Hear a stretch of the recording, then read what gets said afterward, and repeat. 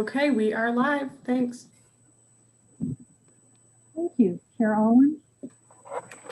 All right, welcome everybody to Commission on the Environment meeting. We will get rolling here. We'll start off as we normally do with roll call. Just as a reminder, we have to state where we are attending from while we go through roll call. I'll lead us off and then I'll just go across the screen and call out folks. If you can just say, as an example, Commissioner Tom Alwyn attending from East Lansing in Ingham County, and then we can have roll call done. So Cheryl, you're my next. Cheryl Schmidt, East Lansing and Ingham County. Thank you. And Cliff? Cliff Walls in East Lansing and Ingham County. Thank you. Ann? Ann Earhart, East Lansing in Clinton County. Thank you. Cindy? Hi, Cindy Roper, East Lansing, Ingham County. Thank you. Jessica? Jessica Crawford, East Lansing, Ingham County. Thank you. Michael? Michael Townley, attending East Lansing, Ingham County. Thank you. And Chris? Chris Kahn, East Lansing, Ingham County. Thank you. And my understanding is Janine will be joining us in a little bit, so we'll have her do that rigmarole when she joins us. So thank you for roll call. Next on the agenda, has everyone had a chance to look at the agenda for today? Does anyone have any comments, additions, edits, anything to make note of? If I not, move to approve the agenda. thank you, Cliff. I'll second. Thank you, Cheryl. We have a move and a second. All in favor, aye, or raise your hand. Aye. Aye. Any opposed? I see no hands and hear nothing, so we can approve the agenda. Thank you. Next one is approving the minutes from our last meeting. Has everyone had a chance to take a look through those and feel good about what's there? Any changes or edits that need to be made there? If not, we can move to approve. I move to approve the minutes as presented. Second. Thank you, Cliff and Michael. All in favor of approving the minutes? Aye. Aye. Any opposed? I don't see any opposition, so we can approve those. Thank you, guys and gals. The next one is communication from citizens. Nicole, do we have folks on the call? We do not have any callers on the line. Okay, thank you. I know we did receive a letter that came in. I just saw it this evening, or within the hour. So I don't know if folks have had a chance to take a look at that. But that was a comment regarding an incident in East Lansing. I'm trying to see if I can probably pull it up if we want to talk through what it was. Might just take me a minute to find it.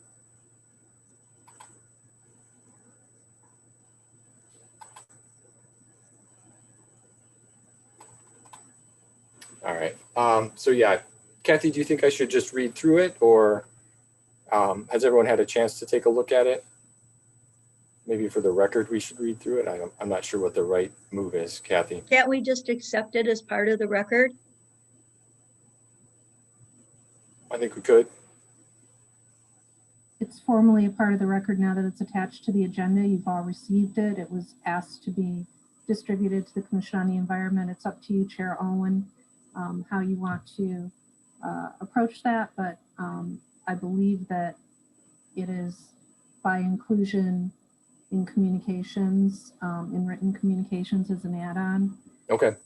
Yeah, I would just say that, based on its content, this is not something that the Commission on the Environment generally addresses. This is not a role of this group to oversee staff or be involved in the workings of the city like this. So while I appreciate the concern and the sentiment brought forward, it's just not really in the wheelhouse of this commission to deal with these sorts of things. So Cheryl, was that your hand? Yeah. I also would like to note that the person sending the letter did not identify themselves as a reporter for the East Lansing Info. Okay, I didn't realize that. So I think from there, that's really all I had to say about it. You know, I don't know that there's much we would have done or could do. So I think we can move on from it. And Nicole, you said there was no one else on with any comments, public comments. Then we can move forward. Yep, that's correct. There are still no callers. Okay, thanks, Nicole. So then I think we can move on to new business, which is our first piece is the review of a wetland use permit from Ingham County Drain Commissioner. Kathy, who do we have? We have a number of extra folks on. So who do we have who will be joining us for this portion? We do. I think we have a combination of folks all working on behalf of the Ingham County Drain Commissioner's office and some representing the Ingham County Drain Commissioner's office on this particular wetland use permit application request. You've been provided all of the materials. We've done the public notification on this. They are attending tonight to answer any questions that you have, any concerns about this wetland use permit. I believe the communication from our wetland consultant from ASTI was very thorough. And so if you had the opportunity to review that, I think you have a really solid understanding of the project. But I would like to turn it over to our guests tonight and let them introduce themselves and talk about the project a little bit just to fill you in further. Great.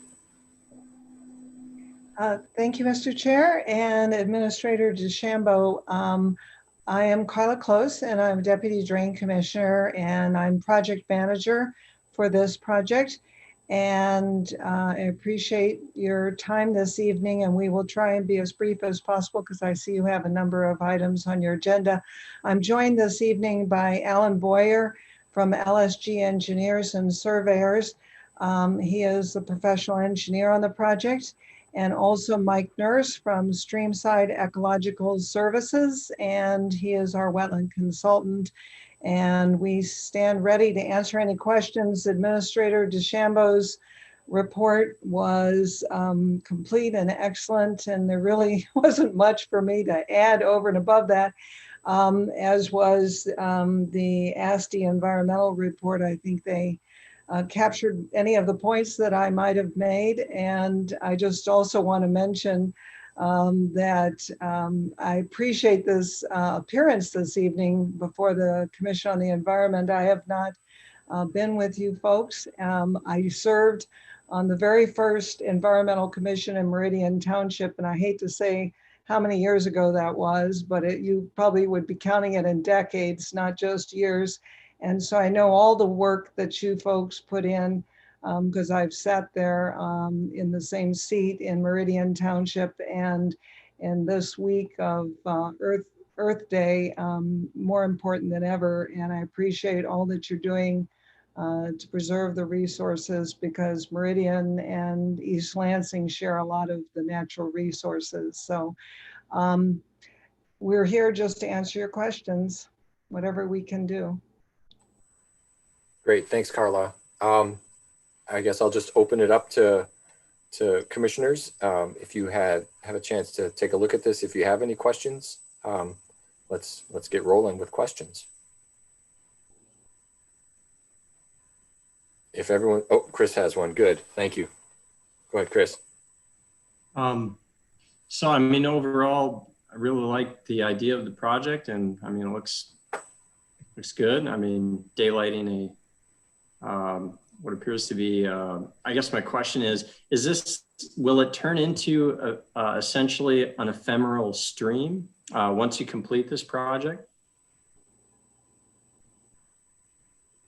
I'm gonna let Mike take that one. Sorry, I was trying to unmute myself. It's, you know, Alan might have a little bit better understanding of the watershed, but ephemeral, I'm expecting that it might go close to intermittent, if not intermittent. I'd have to look at the specific watershed data and how much water we have coming down the system. But I don't expect, based on what I've seen in the open portions of the drain, that it's going to be running.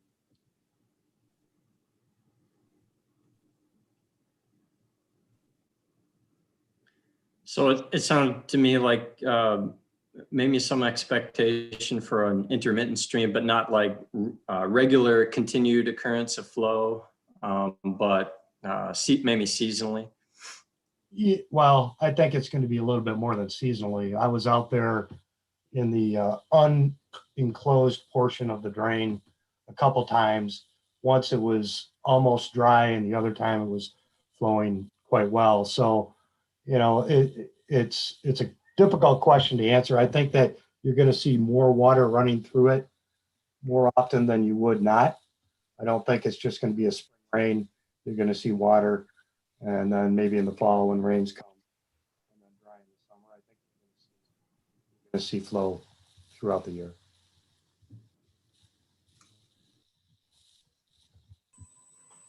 All right, thanks, Chris. Other folks with questions or concerns or anything along those lines?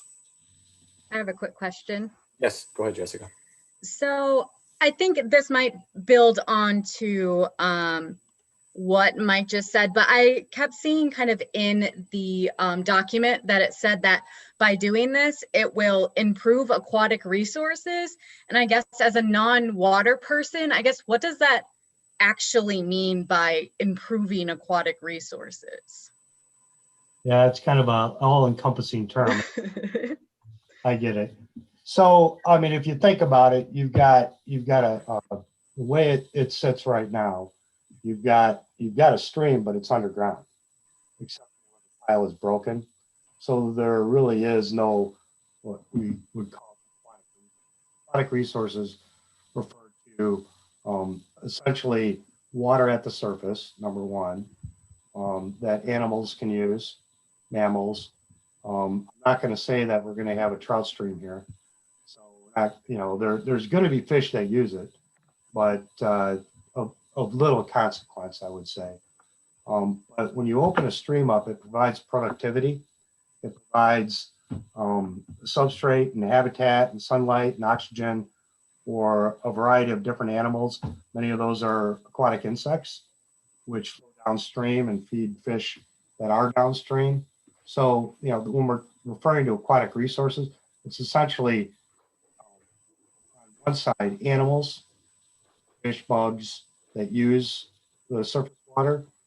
And it's also oxygenation issue as the water quality helps. And as well as, well, that's probably about it. We can get into the dynamics of streams and the values of streams, but you know, quite honestly, I like I said, I can't make this, you know, fake or a trout. But it is definitely an improvement. Awesome, thank you. Help. And this is Alan Boyer from LG Engineer. And I think, you know, what Mike has described is certainly a possibility. One major component of this project is that there is a culvert under Business Loop 69. And that culvert sits about 3 feet above what would be the bottom of the stream if the roadway was not there. And so what happens is flow that comes from the north, when it gets into the wetland area that's in the triangle that's made up by Lake Lansing Road and Park Lake and Business 69, it tends to just pool there.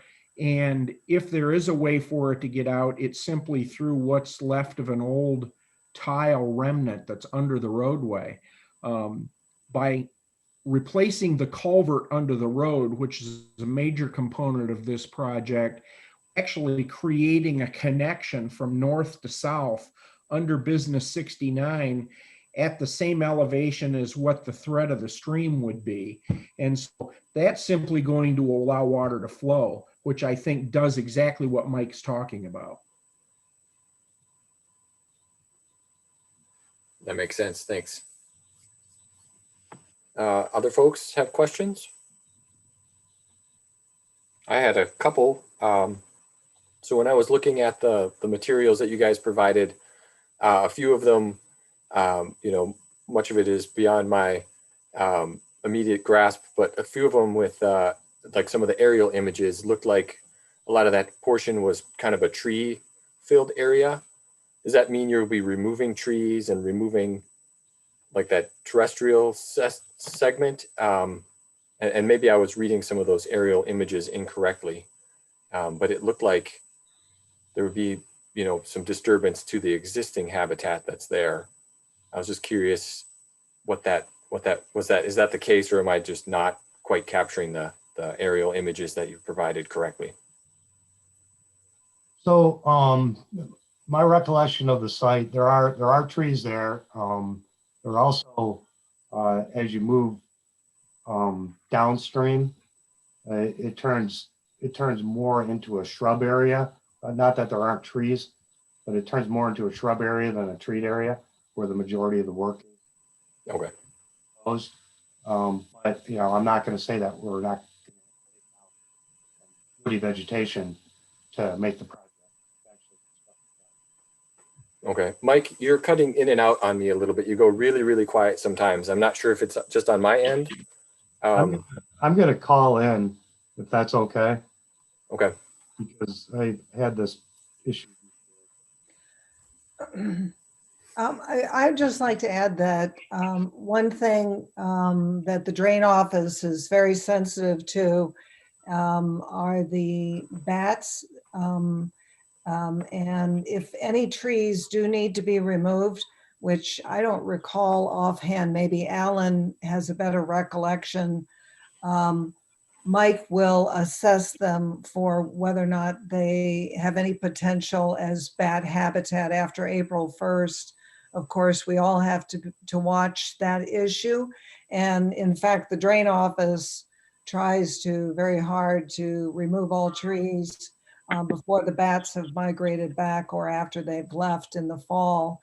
And if we don't, then we get Mike out there to assess to make sure that we're not taking anything down. But Alan, do you recall if there are any trees of any substantial size in this project area? There are some larger trees. We did not do a tree survey, and certainly I think we're going to have to remove a little bit of vegetation to daylight the tile.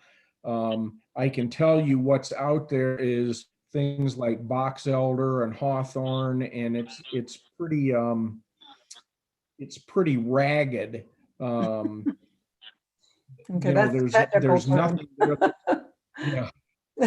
There's nothing there that we would anticipate having any real resource value other than the fact that it provides a little shade to the ground. Mike can probably give you some specifics, but there will be some vegetation removal so that we can get in and open the drain up and allow it to flow.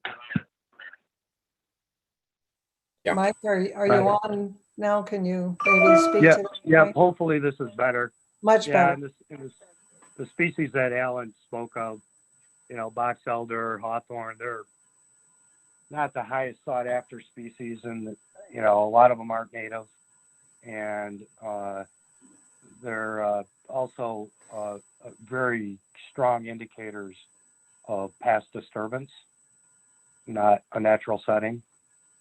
So yes, there are going to be some trees and shrubs that have to be removed, but I think we're going to be doing the minimum necessary to get the work done. And you will do the assessment for the bats if we're within that window between April and October. Right. And then, the box elder, which is the most common tree out there, the bats don't use that unless it's dead, and dead or dying. It has bark flaking off, that kind of thing. And so I wouldn't expect any. I would just mention that it is the drain commissioner's policy that when we take a tree down, that as whether it's a maintenance project such as this is actually being done working in cooperation with MDOT, because they're the ones that really need this culvert lowered, that we replace them, generally 2 to 1 or 3 to 1 is generally his policy. And so we'll do an assessment of the vegetation, and if we take down trees as part of this project, we'll replace them with native species. Great, thank you. One of the things Mike mentioned was another one that pops into my mind just based on my work is invasive species. Have you guys looked at what's above, upstream and downstream? Are you going to be making, I mean, I realize they're not far away from each other, and something that is upstream is probably going to make its way downstream, but you're creating a connection that could potentially be moving invasive species from one spot to another. You're also going to be opening up this landscape to sort of fresh, open water habitat. You know, do you guys have a plan in place, you know, A, to mitigate the movement of invasive species while you're doing the work, but also, you know, 5-10 years down the road, what if this becomes, you know, full of Phragmites or something along those lines? Do you guys, I mean, obviously you do drain maintenance, so that would be something you would look at. So, but I didn't explicitly notice anything in the plan. But again, it was 60 some pages, and I'll admit I didn't read every word of it. So I may have missed something in there too. So I'm just curious if you could address some of that. I'd be happy to. Sorry, I got kicked out on my phone, so stop me if I'm breaking up. But there has not been an assessment per se of species, invasive species upstream. But I will say that you know, the drain office does have a maintenance program. If there's an issue, you know, we can take care of that. But I will also say that just by opening this up doesn't stop. It really is not a whole lot different in terms of moving seed source from upstream to downstream, because that occurs now. Okay. It's just a matter of that small segment that we're opening up, what trying to establish there. And I think, like I said, we're going to try to take down as little as we can and try to maintain shade in the area. I can't say how much that's going to be, but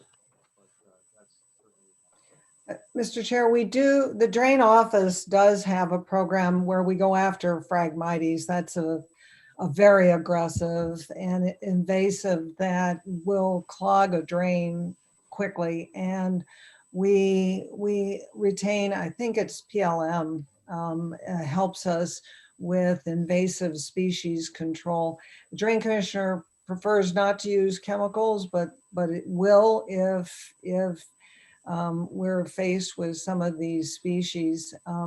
We, in fact, treated Phragmites. We're starting to invade up in the Tower Gardens area, in our rain gardens and the ponds behind Edgewood. You may know that neighborhood, and just northwest of the Donnelly Elementary School.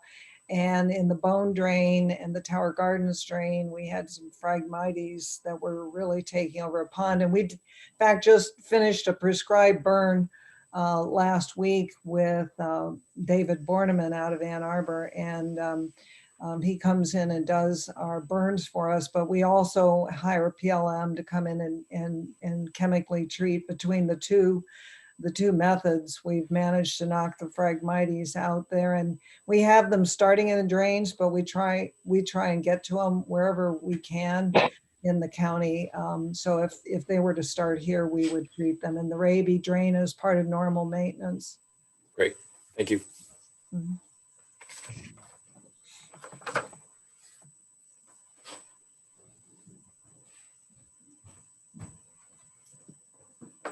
All right, so I see Janine is on, so I think we can take a brief pause in the midst of this and have her officially check in. Do you remember the verbiage you have to use, Janine? Yeah, sorry, I was just looking for the unmute button, so apologize for being late.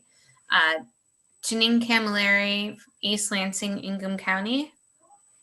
Great. Thanks, Janine. Have you, I know you came in a little bit partway through. We're in the wetland use permit application portion. Great. Did you have a chance to review that? If you have any questions, we're just sort of talking openly. We have a couple folks from the Drain Commission or associated with them who are helping us answer questions. Great. Yeah, thank you. I don't have any questions right now, but I appreciate the opportunity. Great. What are the mechanics of our responsibility for this? I always forget. Like, do you need a motion to approve the application? Or I guess I'm just forgetting what you need from us, but I'm willing to move whatever I need. Forget Kathy and Tom what the verbiage is for this. That would be correct. And I see Vice Chair Schmidt's nodding her head too. So yes, a motion to approve the wetland use permit. And then what would happen is we would get that in motion through our engineering office. So we would write up a formal letter saying that the Commission on the Environment has reviewed this application, made a motion to approve the application as submitted, and then the application would be put online and the permit would be issued. I move to approve the wetland use permit application from Ingham County Drain Commissioner for the Raby Drain. I second that. All right. Thank you, Cliff and Michael. Commissioners all in favor? Aye. Aye. Aye. Any opposed? See no opposition, so we can move forward with that, Kathy. Thank you. Thank you. Thank you I very will much. move forward with that. Thank you for joining us this evening. We Yeah, appreciate thank you all. Appreciate that. Thank you for your help, Kathy. it. Good night. Thank you all.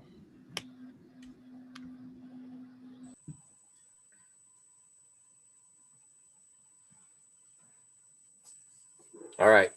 Am I still unmuted? Yes, good. Just had to check. I'm really bad at that. I mute myself and then I forget. We can move now, I think, to our next agenda item for new business, which is new project introductions. It looks like we have the Assistant Director of Parks and Recreation and Arts to present to us. So I was really excited about this. I clicked on the PDF and I didn't get any juicy details. So I'm really excited to hear what we get to hear today. So We're holding all those. We're holding those cards close to our chest so we can kind of unveil it with great surprise. I think everybody here knows Wendy Wilmers Longpre, but I just want to make sure she's our Assistant Parks and Recreation and Arts Director, and she has come before the Commission on numerous occasions to talk about the various projects and the intersection of projects, especially with Parks and Rec and the Commission on the Environment, because there are often opportunities for the Commission to weigh in. There are some projects in process that you had previously weighed in on, and there are some recently completed projects, such as Bailey Park, that the Commission on the Environment wrote a letter of support for that particular grant on, and weighed in on that project and provided feedback. And so Wendy's here tonight because there are some projects that are going to be happening in the future. There's some projects that are in process right now, and she's just going to give you an overview of all of those. And I'm going to stop talking and turn it over to Wendy. Super. Thank you, Kathy. I do have a presentation for you, and I think Nicole has ensured that I can share my screen, so I'm going to do that. This is a presentation that I've given to other groups before, but I think it provides you with the information that you will need and that should be helpful. We have a lot of things happening in our department at this point in time. We're extremely fortunate in that our funding sources have expanded a bit in recent years. Historically, we've really looked at primarily having access to natural resources trust fund dollars as well as recreation passport dollars through the state government. But in recent years, we also have been able to access funds through Ingham County Trails and Parks Millage, which that program has been incredibly beneficial to the trail system in our park system. And then we also now have access to a portion of the income tax funds. There is a percentage of those funds that are available for parks and recreation and facilities upgrades. And so between those various funding sources, we have some really exciting things going on in the department now. And so I'm going to walk you through some of the different projects that we have going on, and I'll let you know the ones that will be coming forward to speak to you about in future meetings, as well as what we have accomplished so far. So I am going to share my screen here. And just to make sure I've done that correctly, is everybody seeing a PowerPoint presentation titled Capital Projects?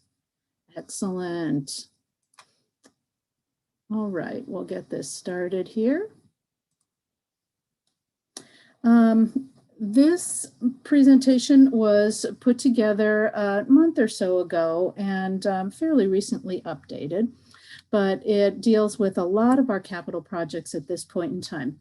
There is one that many of you are probably familiar with because it's been underway for a while, and that's the White Park Trail Extension and Natural Area Improvements Project. There's three components to this project. One is improvements in the main body of White Park. That includes improvements to the natural area, an extension of the Northern Tier Trail, installation of a wide variety of pathways, and some other things which we will review. Another portion of this, which is further down in the presentation, is pedestrian improvements to help pedestrians and trail users cross Lake Lansing Road. And then the third component is an extension of the Northern Tier Trail from where it ends on Tower Avenue south to the border between Tower and Meridian Township. So the main portion of this project and this particular portion have been completed. And I'm going to share some pictures with you about those. And then we are looking towards the intersection improvements at Lake Lansing Road in the near future. This is a picture of the trail along Tower Avenue. What was really kind of fun about this section of trail is right now it's sort of the trail to nowhere, but Meridian Township does have plans to extend the trail from where this one ends at our border on south to Lake Lansing Road. So it'll be able to create this wonderful trail loop. But what we were able to do with this is we really were able, because it's so flat in this area, we were able to install the pathway in a way that avoided all major trees and vegetation. And while I know people who are, bicycling for work, etc., like, a straight shot from A to B, if you're doing recreational cycling or walking, it's wonderful to have some variation in your pathway. And so this pathway, does that. It meanders a little bit. It's really a quite attractive connection. As part of the improvements in White Park proper, we have three different types of trails that we installed depending on where the trails went. We have an asphalt trail that connected the Pebblebrook entrance or the Pebblebrook parking lot to Lake Lansing Road, and then looped a little bit around along Lake Lansing Road as well. Then we installed Turnpike Trail, which is a crusher fine trail that's compacted, so it's accessible, and there's 4x4 edging along it to help keep that surface in place. But it's a very natural looking pathway when you're out walking through that. We installed that through some of the more natural areas of the park, as well as areas where the soil maybe was a little bit moister and didn't quite have the bearing capacity for an asphalt trail. Then there is also a section of boardwalk that we installed, which is really pretty neat because you go down along this boardwalk section and there's a little overlook so that you can see the vernal pond that is in White Park. We have an interpretive sign that is planned for installation on this little overlook, as well as a bench. The sign was actually designed as a Girl Scout project by a resident in East Lansing, and so we're real excited to get that in place. Is there any questions about White Park before I move on? Okay. Bailey Park improvements. This is a park that we've also been to see you about in the past. And what we did with this park is we took an existing neighborhood park and basically completely reimagined and redeveloped it. And we worked very closely with the neighborhood to develop the master plan for this park. And we tried to incorporate some components of park planning, as well as neighborhood planning, neighborhood interaction. There's recreation components in here, as well as environmental and educational components. And so this was really a very exciting park. I'm going to take you a little bit through some before and after pictures here. This park development all started with this little piece of play equipment. When the Bailey Community Center was redeveloped by Capital Area Housing Partnership and converted from a community center into an older adult living community, they had to remove the playground structure. And so they committed $25,000 to replace it. Well, that doesn't buy much when you look at playground equipment. And so we began with that $25,000, and we were able to leverage community development block fund grants, a donation from the neighborhood, a small amount of general fund, about $3,000, and a natural resources trust fund grant. We leveraged all that money to about $340,000 to be able to develop this park. So this play structure led to this, and this is a portion of it. This is the new play structure for 2 to 5 year olds. You see children from the daycare that is also located in the Bailey building. You see children from the daycare using the park, and in the background you see the portion of the Bailey Community Center that was redeveloped into a 3-story. This park was surrounded by fencing that was old and crushed, landscaping that was overgrown. We now have this wonderful welcome arch into the park, and you can see we have some great pathways. You can see the playground in the background. One of the things we did with this park is we implemented a concept called Parks Without Borders. And what that concept is it's a concept of integrating the park with the community and with the neighborhood. And one of the key things you do with that is you remove all the boundaries, the things that prevent people from coming out and using the park in the way that they'd like to. What that also does is it allows you to capture all that space. If you look at the space between the fence and the edge of curb, that's probably anywhere from 8 to 10 feet. So if you think that the entire park was surrounded by that, you capture a considerable amount of space then for use in the parks, and you completely change the feel of that park. So this is what it leads to. When you start reimagining what that park can look like and how you define the spaces within the park, you can start to come up with some really wonderful things like pathways that are accessible and interesting, benches for people to sit at. This was what the center of the park used to look like, a broken up asphalt paved area. We now have a wonderful community plaza with trash and recycling bins, bicycle loops, a shade structure, picnic area. This is the older children's play structure. Even though we did not replace the play structure, just by replacing the surfacing and adding accessible pathways, it looks like a completely new structure. We also were able to take and incorporate a couple of landscape gardens. And our focus here was we wanted to look at how can we install a garden that is pollinator friendly and natural, but also is something that could serve as a garden that people who live in a residential setting or a more suburban setting might feel comfortable trying to implement in their yard. And so that's what we've done here. We've got 2 small gardens. Both of them have an interpretive sign. One is about pollinator gardens and what makes them important and what type of plants are useful. And then another is about native plant material as well. Okay, before I move on, are there any questions about Bailey Park? Okay. I have a question. Yes. This is Cindy Roper. I love the new park. It's amazing. I live about a block from there. And I agree that the features that are incorporated have improved it immensely.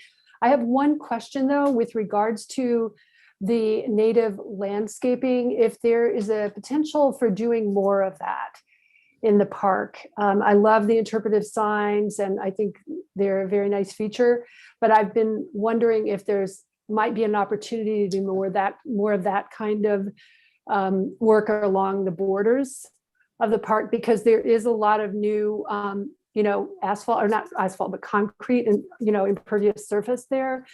So we don't have to dive into that now, but that was something that I really love to think about what else might be done along those lines. Thank you. I think that definitely is something that we would be open to considering in the future. There's a couple of aspects of that. One thing is the neighborhood, the Bailey Community Association has committed to help us organize a couple of neighborhood events to help maintain those gardens.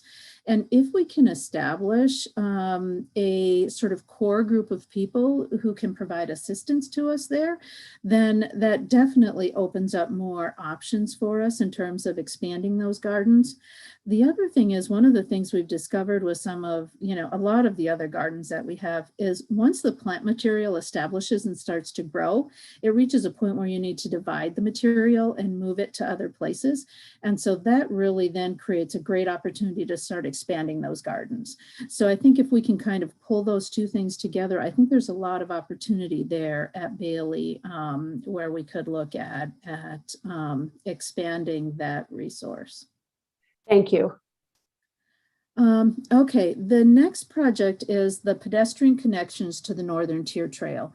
This is actually a project that will be coming back to you with most likely a wetland use permit request. We are looking at installing 2 pedestrian connections to the Northern Tier Trail, one to connect the Tamarisk neighborhood to the trail and the other to connect the Bessemer neighborhood. Right now, there is a drain that runs on the west side of the Northern Tier Trail as you go east, north and south here, and then on the south side of the trail as you run east and west. So if you're in this neighborhood, even though you could literally pitch a stone and hit the trail and you can't get to it without going out to Harrison Road and all the way around to access here or down in the other direction. And similar to Colorado or similar to the Bessemer neighborhood. So we're installing a couple of bridges to improve access to the Northern Tier Trail. What we're looking at, one particular bridge is off of Riveria Drive. There'll be currently there is an abandoned road right of way here. And so we're going to take advantage of that right of way and install a small connector path. And then this is proposed to be a clear span bridge. So it'll have foundations on either side, and then the bridge will span the Sanderson Drain. It looks like in the initial plans that the wetland impact is likely to be minimal and temporary, though that is something that I haven't seen all of the detail yet, so I don't know that for certain, but that's what we expect. So that's one project that we're looking at. And then the second bridge that we're looking at is at the end of Colorado Drive. And a similar situation here where we'll look at a trail connection from Colorado Drive over to the Northern Tier Trail. Though this trail we're looking at is something more called a box culvert, which is real similar to the bridge that currently exists that goes from between the soccer complex and the Northern Tier Trail. So it's one of those sort of metal structures and the trail goes over the top of it. There isn't an actual defined bridge. And so there'll be a, short connection there to connect people to the Northern Tier Trail. Both of these trails will have a trailhead sign there, sharing with people what the rules are for the trail system, as well as some landscaping and then some additional trail signage on where those trails join to the Northern Tier Trail. I believe the impacts on this bridge from wetlands have the potential to be a little bit greater impact than the other bridge. But I believe here we're looking at temporary as well as minimal, but more information will be shared with you probably at your next meeting on these particular bridges. Any questions about those two things? What is the timeline for those? I live like 10 houses down from the Tamarisk Bridge site, so I'm just super pumped and can't wait. I'm just curious what the when the first time I'll be able to ride my bike over it will be. But it'll be exciting. We are hoping to be out to bid on that project fairly soon. We'd like to go to City Council probably within the next 2 months, and we're hoping to have construction be the middle of summer into early fall. That's the driest time, and so that would be the ideal time. We actually, just so you know, in case you have any questions from your neighbors and from yourself as well, we are preparing a letter to communicate with the entire neighborhood in both of these areas to let people know what's happening, because we haven't talked to the neighborhood in a while, and we want to update everybody and let them know what to expect. So we're hoping for construction probably in July and August if things come together the way we would like. Cool. That's awesome. Okay. Another project that you will be seeing potentially at your next meeting, but it may not be until the meeting thereafter, depending on how plan development goes, is we're looking at needing to relocate a section of the Northern Tier Trail. This particular section that we're talking about is highlighted here in red. What happened with this particular section is when we did the repairs and improvements to the Northern Tier Trail from a couple of years ago, those were designed before the Drain Commissioner came through and cleared the drain out.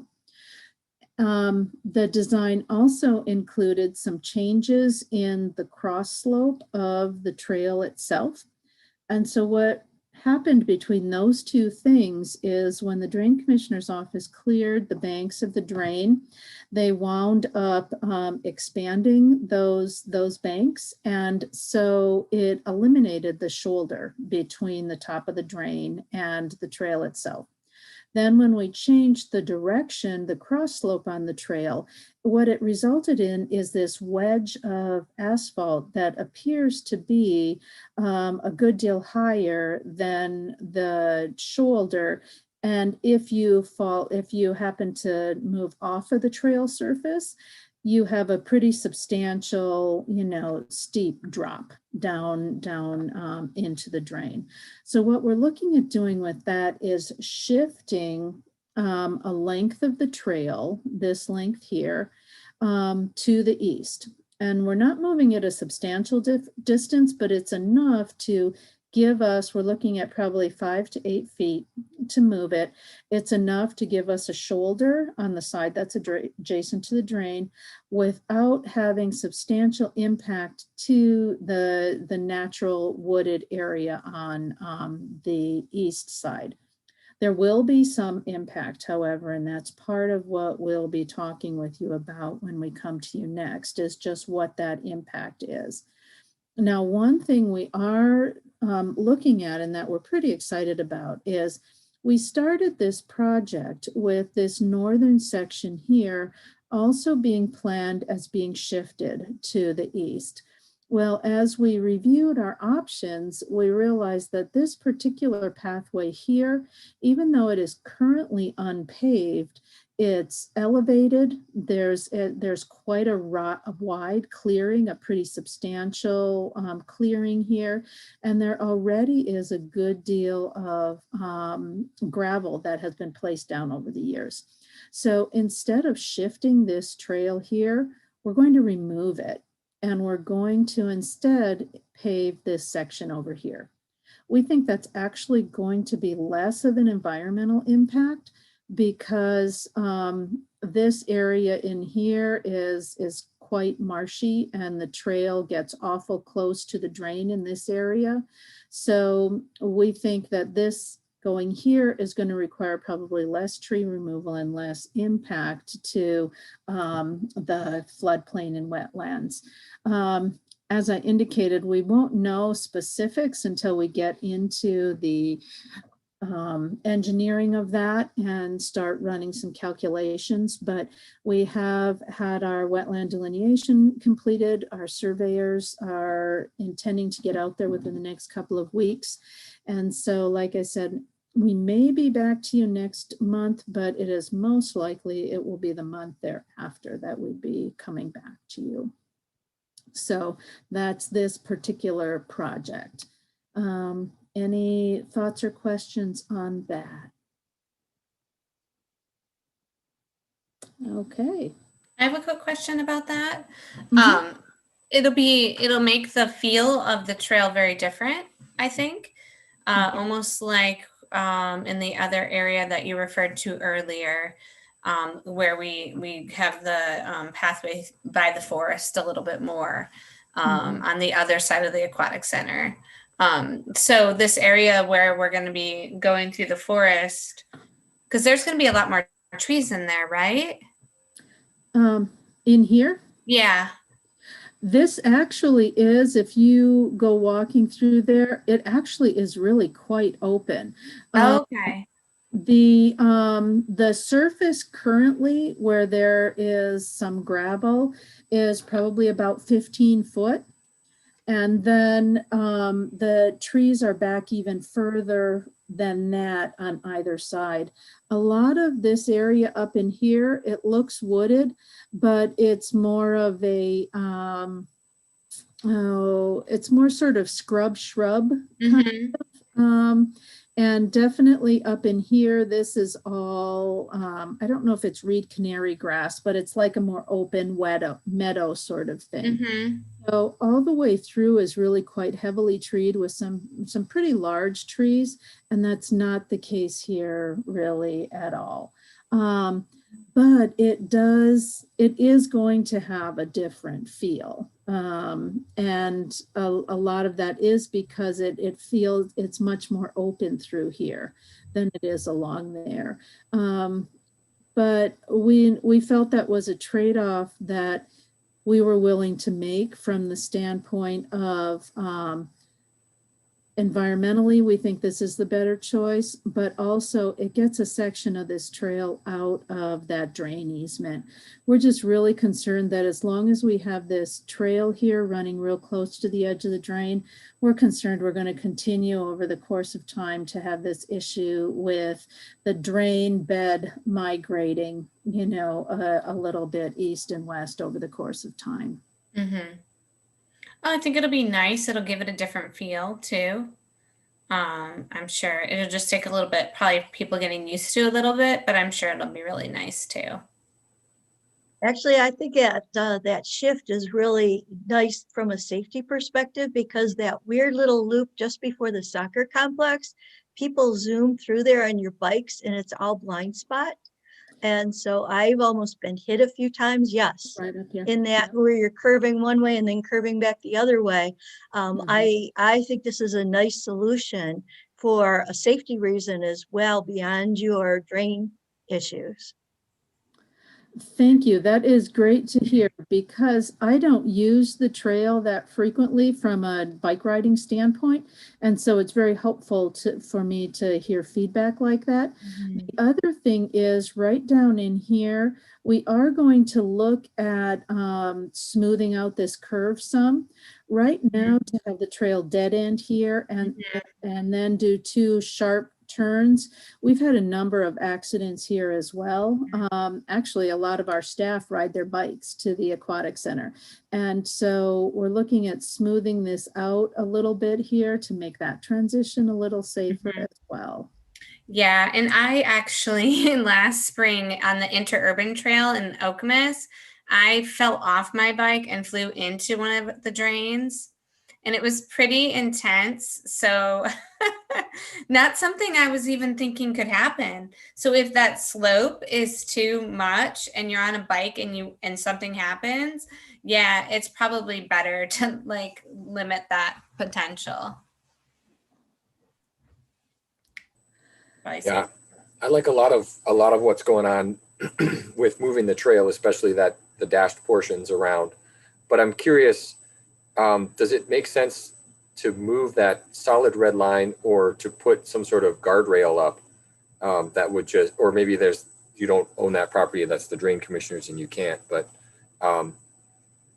that's something to maybe think about. The other thing that sort of goes back to the other, those two bridges you were talking about, you know, you've had this now sort of negative interaction with the work the drain commissioner was doing. Is that something that you need to be concerned about with those two bridges going in? Is that going to impact their ability to do their work? Or can we kind of future-proof those bridges to make sure we're not setting them up in a way that's going to cause the same sort of down the road issue that the drain commissioner's work doesn't jive with what it is, you know? That's an interesting point, and I hadn't thought about that. A couple of things that I could say is the one clear span bridge really is a pretty good sized bridge, and we're looking at those foundations being out far enough that I can't imagine we're going to widen the drain bed in that area, I guess is the best way to say that. So I suspect that is going to improve the drain situation in that area. The other drain, the one off of Colorado, that section of the drain is actually maintained by the city as opposed to the drain commissioner. And so we've got a little bit more ability to determine and influence what happens on that particular drain. So the drain commissioner will have to review and approve the clear span bridge. And I'm sure they will have, you know, feedback for us on how they'd like to see that set up and designed. But we do have another number of other clear span bridges. One is actually right down here. And so this bridge will be real similar to that. So we're hopeful that if we can design them in similar ways that they'll function as positively as the others do. Nice. Yeah, another thought for the bridge that Cliff will be taking and thinking about this sharp corners where that intersection is on this section, thinking about easing into that and how that works with that new connection and the Colorado one as well. Although the Colorado one, I feel like is already on kind of a corner. So there's maybe an easier way to ease into that. Right. The Colorado one is on the corner. And so, you know, we will need to look at how that transition happens and make sure we have some nice, you know, some extra asphalt there.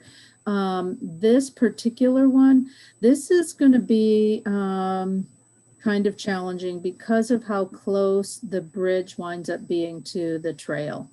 So this here is something, you know, we've looked at to see what we can do to help that transition. I think that's one of those things that people will just wind up needing to adjust their speed going over, unfortunately, because of how close it is to that trail, unless we shift the trail over a little more, which that could be an option for the future as well. Can you just put a stop sign up? Is that something that is on trails? Actually, there are stop signs you can see on trails because more and more they're functioning as it's a transportation network. It's not a network that cars use, but it's definitely a transportation network. And so people are getting more used to seeing the same sorts of things, whether it's lines down the center of the trail to keep people to the left or stop signs, yield signs, those sorts of things. So that's definitely an option, is to look at some additional signage there to assist people. One of the things too I've noted is, and I don't know if there's any idea about this, is like sometimes people with dogs, they don't realize sometimes too on a shared path like that, where they either that they're usually it's like what I've noticed is that their dog is on a very long leash. And if you're a biker, it can be really difficult. And it's just maybe that they don't, I think it's maybe just like a sharing the access, being courteous kind of thing, whether it's a pedestrian or biker or dog walker. Yeah.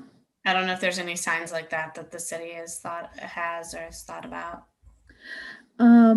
We don't have any, and I hadn't thought about that, but we just recently had produced a whole series of, signs encouraging people to clean up after their pet. Mm-hmm. As more people are using the trail and we see more dog use as well as walkers and whatnot, we are starting to see an increase in, I guess the best way to put it is just, conflicts between types of users. Mm-hmm. Luckily, we haven't seen any horses on the trail. For a while, the trail up near the softball complex, we had horses on, and that really created some conflicts. But we are starting to receive more feedback from people and a little bit frustrated with dog owners and dogs either being off lead or on a very long leash, or leaving presents all along the trail for those who follow behind them. So that's something that I suspect we'll need to look at a little further. Yeah, it's the long leash and the bike that I think is the trickiest, because that can be really dangerous. Yeah. Those people always have earbuds in, so you can like yell and they're like totally oblivious still. Yeah, I feel like the people who don't know what a dog's gonna do, like they don't know what's going on. No. Mm-hmm. I don't get the people who go through the hassle of bagging the dog waste and then leave the bag. I hate that. You see just like the bag sitting around on the sidelines. I hate that. Yeah, I'm a dog owner, and I just really, so many of my fellow dog owners just aren't respectful of those who either aren't dog owners or maybe have a fear, or even just people who want to be someplace without, interacting with animals, even if they're domesticated. And it is something, to encourage people to just be aware of others and the impacts that they have on other people. Okay, super. Let's see what our next thing is here. Okay. I had mentioned earlier that we had sort of a third part to the White Park Natural Area and Trail Extension Project, and this is what it is. What we're looking at is improvements to Lake Lansing Road, Tower Avenue intersection. And the purpose behind doing these improvements is we're looking at how can we expand our trail system in a way that gives people options for using the trail system. Right now, our system is sort of, it's kind of shaped, I say, like a man. You have your body, you've got your arms up here and your legs down here. But once you get out, unless you're going to kind of weave your way, through some of the roads, you don't have any other choice but to go back. And so one of the things we're looking at creating with the White Park improvements is a trail loop. Meridian Township is looking at installing a trail extension from where our trail ends here, south along Tower Avenue to the Lake Lansing Road intersection. And we, of course, are now up to the Lake Lansing Road intersection. And the challenge here is that this intersection is just funky. And it is really challenging to get across if you're on a bicycle. And so what we had looked at as part of the grant was just installation of some crosswalks and a pedestrian activated crossing signal. When we actually got into the design, the road department realized that this traffic signal did not have the capacity to add anything further, such as, pedestrian activated crossings or anything like that. The road department was also concerned about the safety of crossing pedestrians right here on this curve. So we had been talking with the road department, and we had come up with a alternative design where we were looking at removing the slip lane here and just making this a 4-way stop and upgrading the intersection. We thought we had an agreement with the road department to do this, and then recently they shared with us that they weren't comfortable with this design either. So we are still in the process of negotiating with them what the final design will be here, but we are hoping that the road department can secure some federal safety funds to help with the cost for improving this. And then we're looking at reconstruction of this intersection probably next summer so that we can substantially improve pedestrian crossing in this location. From here, you'll be able to go north to the Northern Tier Trail, south to the Northern Tier Trail. If you go east, you can pick up Meridian Township's trail system, and then west, you can head back into the city as well. So we feel this is a super important connection, especially when you consider that White Hills, right? Elementary school is just south here, and we have a large population of young families and young people up in the Tower area. So making this connection safely is just really quite important to us. So this is a project we're still in the design phase on, but we are trying to share with as many people as we can that it's coming, because when we do look at improvements there in reconstruction, there will be an impact to traffic, at least during the time of construction. Any questions about this? I have a question. It seems like, yeah, I've been in that. I've tried to do that loop with my family, and it's really not safe. You can't just put a light there and have that same intersection pattern like you showed, but with a light? This pattern? Yes, we could.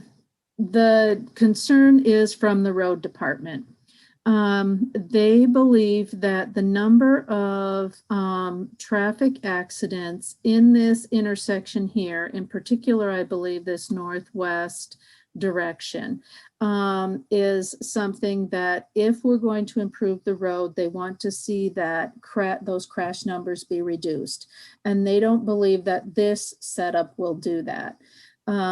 I'm not a traffic engineer. I don't understand all the ins and outs, but it is their road. And so, I need to come up with a design that's going to work for them. It seems to me that this would be safer, definitely, than this. It's a more traditional intersection, and I think people are more used to using them.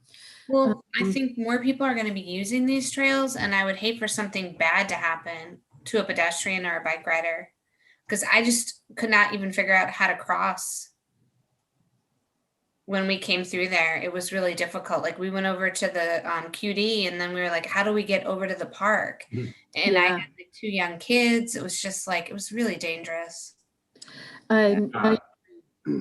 And we will be improving that. What the final design will be, I don't know at this point in time, but that is definitely in the works to do improvements there to make it safer for pedestrians. Yeah. I drive this corridor every day to drop off my kids at daycare, and that is a really funky intersection. It's just weird even to drive too, to like constantly looking over your shoulder, coming the other way through that nonstop section there. But I wonder, do you know, is the traffic, and sorry, I don't know what the name of it is, the people that are looking at the design of the road, it seems like this area would be ripe for consideration of a traffic circle. Would that improve crossing safety? It's real interesting. Traffic circles are wonderful for moving vehicles through and for keeping vehicles moving. They are not safe for pedestrians. And primarily because there's not really a safe way for pedestrians to cross a traffic circle. Traffic circles, their goal is to keep traffic moving at all times.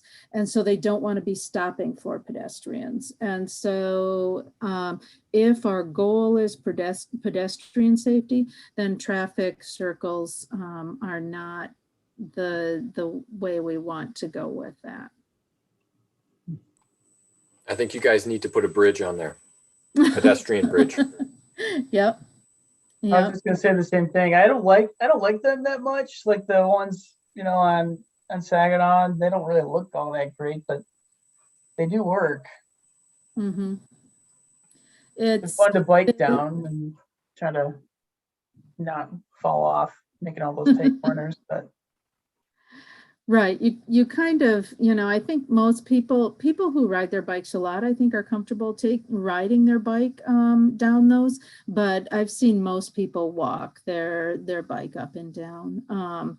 So yeah, that's an option as well. We haven't looked at that, but that, like I said, we're still trying to work our way through the road department processes. And just when we think we have an agreement, some new engineer gets an opportunity to look it over and change things. So Can I ask one more question about that? What if you didn't use this intersection and you had people turning down Lake Lansing going, what is that, east? And then you put a crosswalk. Yeah, so turning east, and then you put a crosswalk that looped you into the trail system. Or actually, it's got to be a light, I think. You put a light on Lake Lansing closer to that Goddard Avenue or something. Oh, no, I don't know if that's right. But something where then they would cut back into White Hills, because that could be also a little bit safer there, too. I thought about that, too. Mm-hmm. We had talked a little bit about down here, and then we had also talked about the possibility of a mid-block crossing here. And we may find ourselves back to where we are considering that.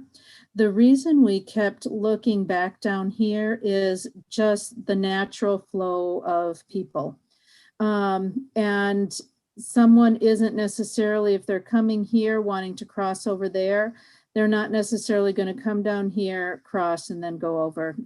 We still were feeling like they're going to try and shoot that curve. Gotcha. So, but like I said, we may wind up back in one of those two spots just because more and more it's becoming challenging to get through the road department. And so we may need to come back and look at one of those if we really can't work our way through their process, because there's got to be a safe way to get pedestrians across where, we're going to have a lot of people moving through. And that will only increase. And if we can't do something about this intersection, then we need to come up with an alternative way to cross people safely. So, okay, well, thank you for that great feedback. We've got a couple more projects here, and they're mostly just for your information. I think I've shared with you all the improvements we're looking at the Patriarch Park Pavilion and restrooms. We're completely redoing the north and south restrooms as well as the pavilion. We've got some real neat things going on from an environmental standpoint. In the restrooms and pavilions, we're looking at all three of them with standing seam metal roofs with eaves troughs. We've got low flow, hands-free and energy efficient plumbing fixtures going in, LED light fixtures. We're looking at installing tubular daylight devices in both restrooms to capture some daylight. In the pavilion, we are looking at a rain catchment system with rain barrels on the end to collect the water, and interpretive signs to let people know about that system.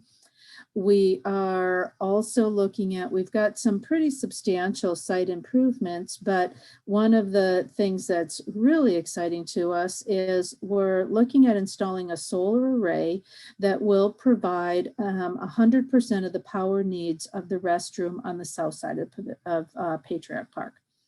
And this has been quite a learning experience for me because I've never, worked on installing a solar array before. And apparently you can't just buy them and like plug them into the building. You need to like have some approval from the, electric company, and there's some special design they have to do. So, I'm working my way through that process. And so we'll have, some great information for future projects, but we're just really very excited about some of the things that we're doing in Patriarch Park, both from the standpoint of the improvements, but from the standpoint of some of the environmental things we're implementing is just really going to be neat. Then the final thing we've got going on at Patriarch Park, I think this project may have been brought up to you as a group before. We are looking at reconstructing the hard surface athletic courts. That's the tennis courts, pickleball courts, and basketball courts on the south side of the park. Their existing condition is really poor. And they haven't seen much improvement or updating in, well, probably 50 years. So we'll be looking at completely reconstructing those, including removing the surfacing and replacing new.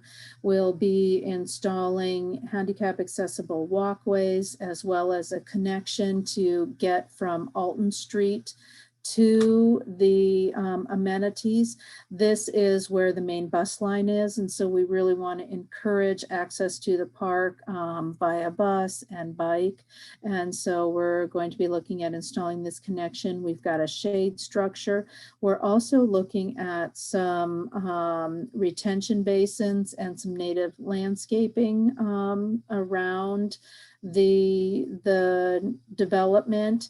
Then we've got bike loops, as well as trash and recycling bins, some grills. So this is a project that we're looking at moving forward on. We're in the design phase right now, construction next summer. But one of the things I just wanted to share with everybody is I know there was some concern about an increase in hard surfacing in the park, and there will be some increase for accessible pathways because we need to meet handicap accessibility. And so we do need to install hard surface pathways. But there is already hard surface courts here. And so we're not looking at a substantial increase in that footprint. And then we are looking at retaining the runoff on site, as opposed to sending it into the drainage system. So this is the last project. Are there any questions about this, or has anybody thought of any other questions? Okay, I am going to stop sharing. We'll make this presentation available to you as well in the minutes as well as online. And I will be back in front of you, like I said, potentially next month or the following month about some of these things. But if you think of anything else or would like any additional information, don't hesitate to let me know directly or talk with Kathy, and she can follow up with me as well. Wendy? Hi, Mike. Hi, I've got a question for you. I've been watching the work on the Frandor sledding hill there by the Drain Commissioner, and then the work down on the old Red Cedar Golf Course. And it looks like, we're going to have some nice trails down there along the Red Cedar River on the north side. We've been on the south side previously, but some paved trails. And I know that the Drain Commissioner was going to be moving some trail systems through that sled hill as it's being redesigned here.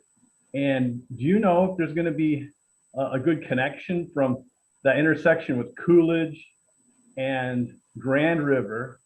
It'd be the north side of that park, right? There's a light right there. Yeah. It's going to be a tie-in for people in the city of East Lansing to kind of get down into that complex, Mm-hmm. to be able to get in to access the river trail and go into, down to the city of Lansing.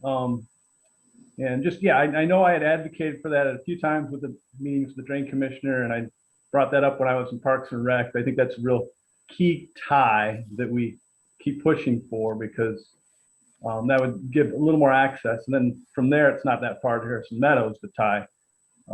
That's kind of the silver bullet the city's been looking for. How do you get the northern tier tied into the river trail system? So Yeah. I'm just hoping that there's been some continued dialogue on that with parks and all, because that would be a great asset. And now with the millage that allows for a lot of wayfinding signs and connectivity, and people could find their way from place to place really well. So just big picture thought that I had that I thought would be good to mention while I had you here, because you do great things with getting grants and making things happen. So appreciate it. Thank you. Crossing Michigan is the worst too. Oh, yeah. You cannot get across Michigan except to go through the Sears parking lot, which you can't do that nowadays either. Yeah, there are a couple of real roadblocks there in that area. And Michael, I'm not aware specifically of conversations about making those connections, but I absolutely think that that is something that needs to be looked at long term. When we look at our global network for trails and multimodal transportation, etc. We've got to start tackling these these walls that exist in a couple of places so we can make some of these connections. Yeah, and going through the neighborhoods in East Lansing would be rather difficult. So it almost seems there's barriers there, but it just seems like all that parkland all along the east side of Frandor is a great asset that should be utilized for transportation in addition to stormwater and skateboarding and everything else that happens there, softball. So yeah. Pedestrian and bike transportation would be a great asset too.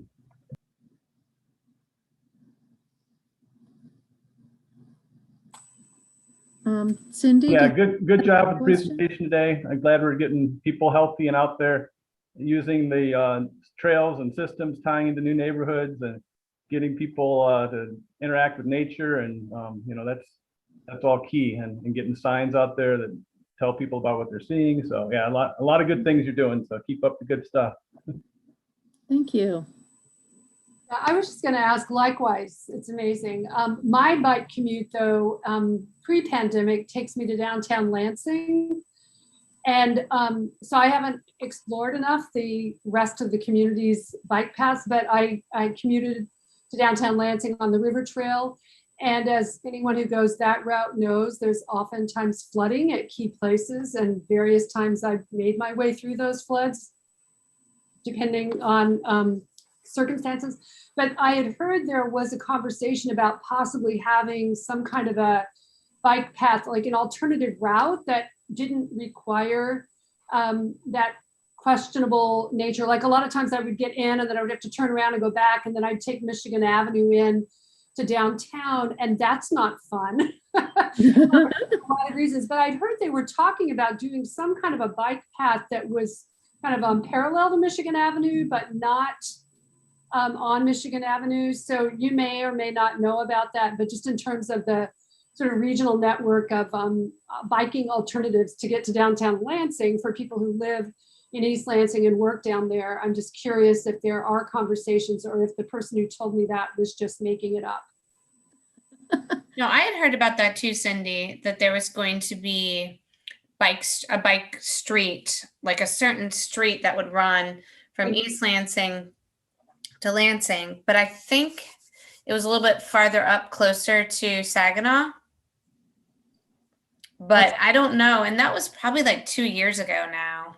Okay. And I thought when the drain commissioner came and spoke to us that there would be somehow like a connection to this upgrade that they're doing by Frandor, where there would be some bike opportunities, but then I think I'm not sure where that comes into play for East Lansing, like how you would connect all that. So I don't I'm know. wondering, would that discussion maybe have been related to the development that is right adjacent to MSU? They redeveloped, was it the golf course that was right there on the south side of Red Cedar. Oh, yeah. I wonder if that discussion was associated with that development, if they were looking at bringing a. Right, I think so. But then when you get on, maybe you connect through Michigan Avenue and then you cut into a neighborhood in Lansing and then you go down that way. But I'm just not sure. I haven't seen anything on that for a long time, and maybe because of the pandemic and stuff, but that is really necessary.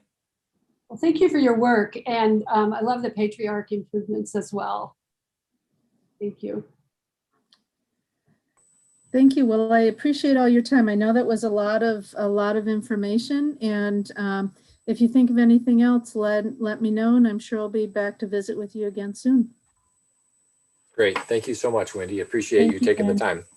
Appreciate you.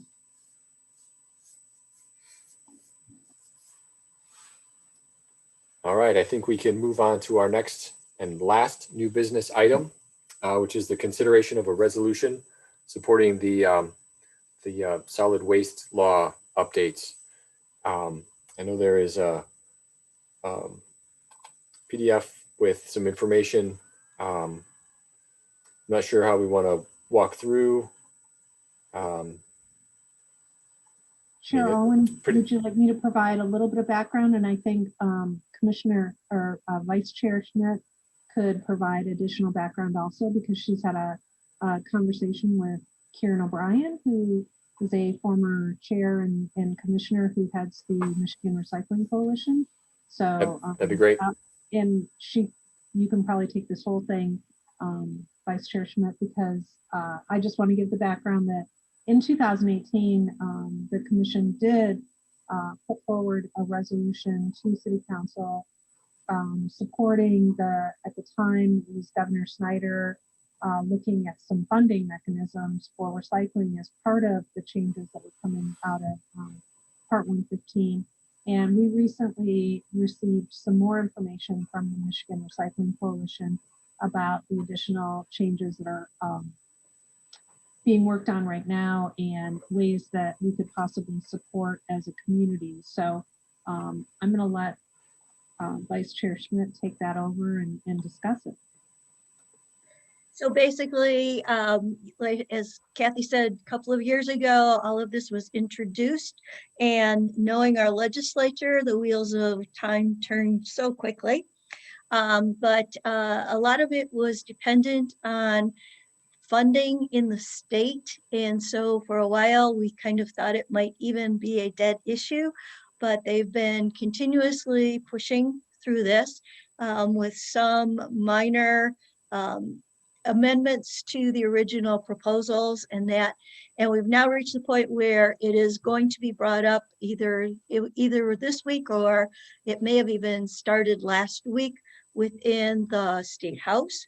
And it looked really good that the House was going to pass it. And even if our resolution is a little behind, it will still have to go through the Senate, the state Senate as well. MRC is looking for continued support from the communities on all of this. It is a pretty robust bill to provide funding for recycling, which has been not existent in this state for in these kinds of terms for a long time, if at all. And so it's just us saying that we continually support this and putting this East Lansing on the books as saying we're with that.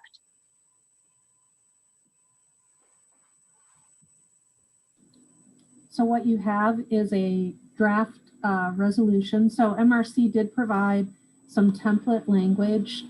They provided language that was applicable to counties. Also, you had the ability to sign a letter online. So when looking at the options that they provided that were available, nothing fit directly with the city of East Lansing and our commission. We're not a county. It would be difficult for us to sign an online petition as a government body necessarily. So I reached out to Kieran and I drafted the resolution with the county template, and I changed up the language to make it applicable to the city of East Lansing, to our city, as a way of showing support as a community.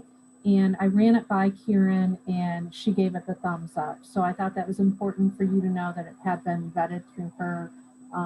So it's a little bit different than the options that the MRC had provided as sort of canned templates, but you know, we tend to find our own way forward usually, and so this is another example of how we can provide support, but do it very much in a East Lansing centered way here. So I'm open to obviously edits or thoughts on the resolution as well.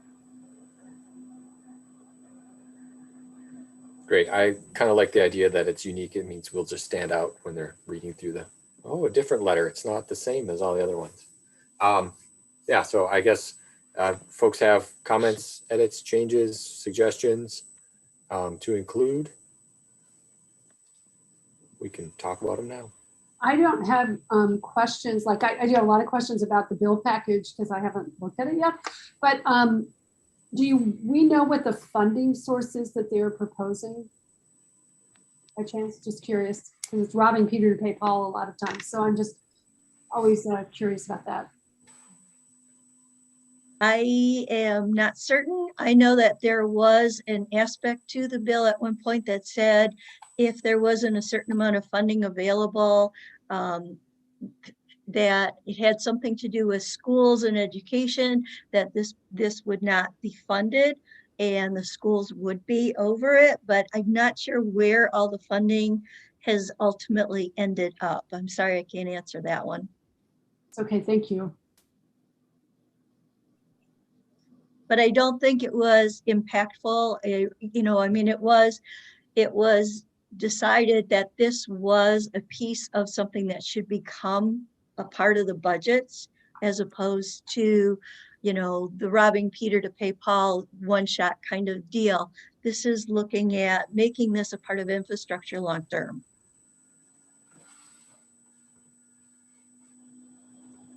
Cindy, I can get you an answer on that question. I'm just not sure I can do it in the span of a few minutes, but I've seen the answer. I just am not sure I am confident enough to explain it in this meeting, but I can get an answer and I can circulate it to the entire commission too. Thank you. I just went to the Michigan Recycling Coalition's website, and so I don't want to slow anybody down here. I can read the content there, but there's information there about it. Yes.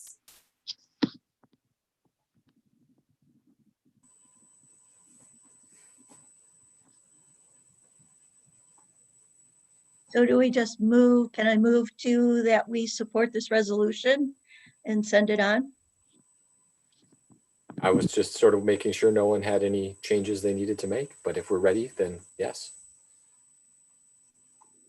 I like the wording. I think it's straightforward. It's supportive without being too prescriptive in it, and leaves a lot of open opportunity for the city to engage with the expanded policy. I think I would support it.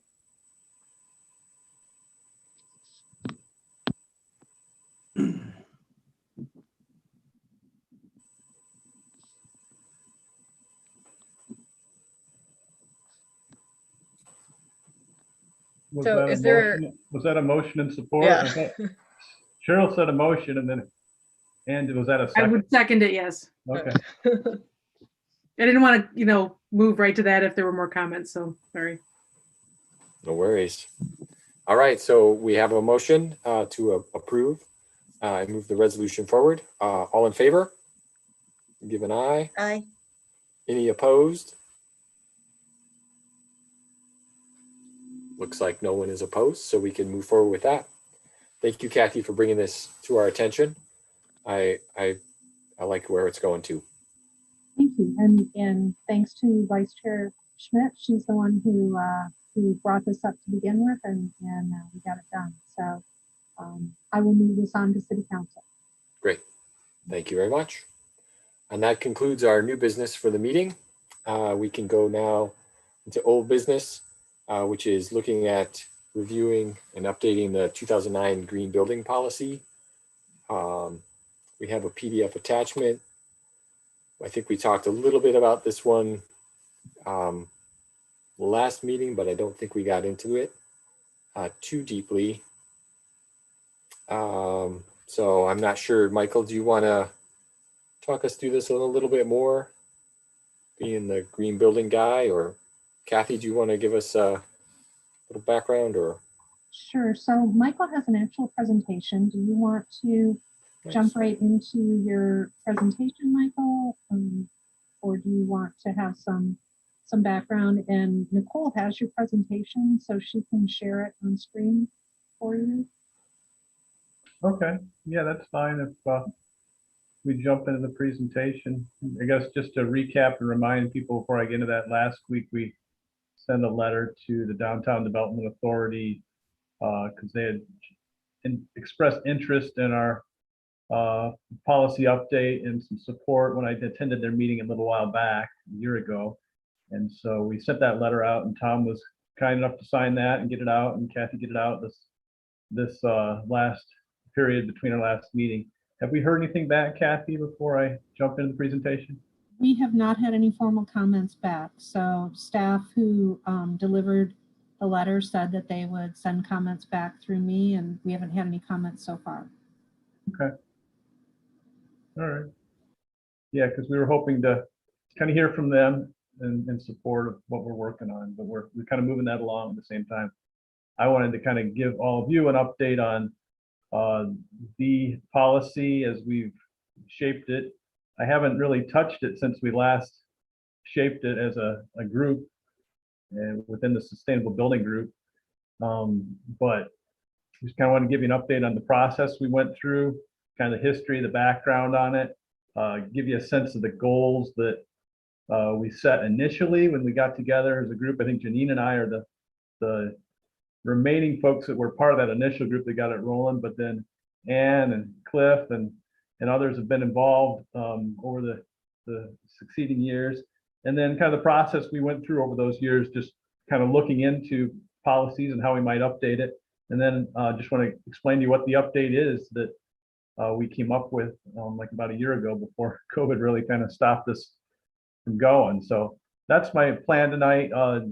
Really, the policy is big picture. It's trying to be environmentally sound, socially responsible, healthy, resilient, and creating good space to improve the quality of life for people within the buildings and around buildings. So that's the whole goal here. It's kind of big picture, getting a policy for the city with development. And there already is a policy. So you can jump on to the next slide.